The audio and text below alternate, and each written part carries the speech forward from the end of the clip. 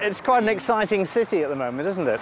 It is. So I wonder if you might just tell us what is Greening the Rubble? Greening the Rubble is a community project. It's got backing from the City Council, but it was created by local residents and has been run by volunteers and now by a charitable trust.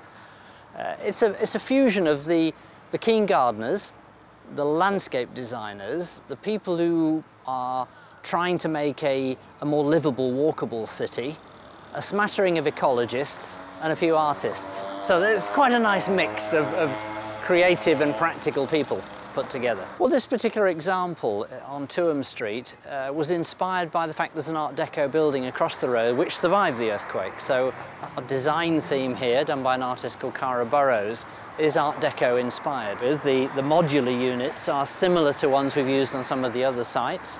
So there's an element of character that people can say, oh yes, that's a Greening the Rubble project. We recognise the brick-filled gabion baskets, or we recognise the metal planters. We've made about 17 of them now. And so each site has a characteristic set of plants, or a characteristic artist design, or a characteristic sort of trademark. We are trying to make some green amidst the depressing rubble of buildings which either are not yet pulled down or going to be fixed, like the one behind us, or have indeed come down, which is why, in this case, you've got a blank site, a vacant palette on which to paint. It's a sort of morale booster.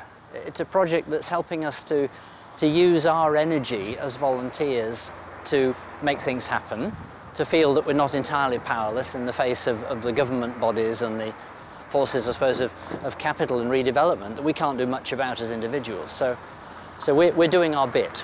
Because when so much of a city is demolished, you actually have to find reasons to come back in. So we're contributing to bringing life back into a space that's lost a lot of its life and a lot of its vitality. It's worth doing for those who build it. It's very satisfying.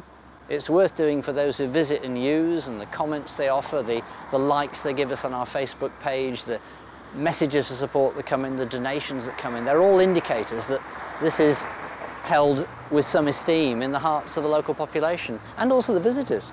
Apparently Christchurch is becoming a place to visit now because of all these fascinating activities on the street. That's rather nice.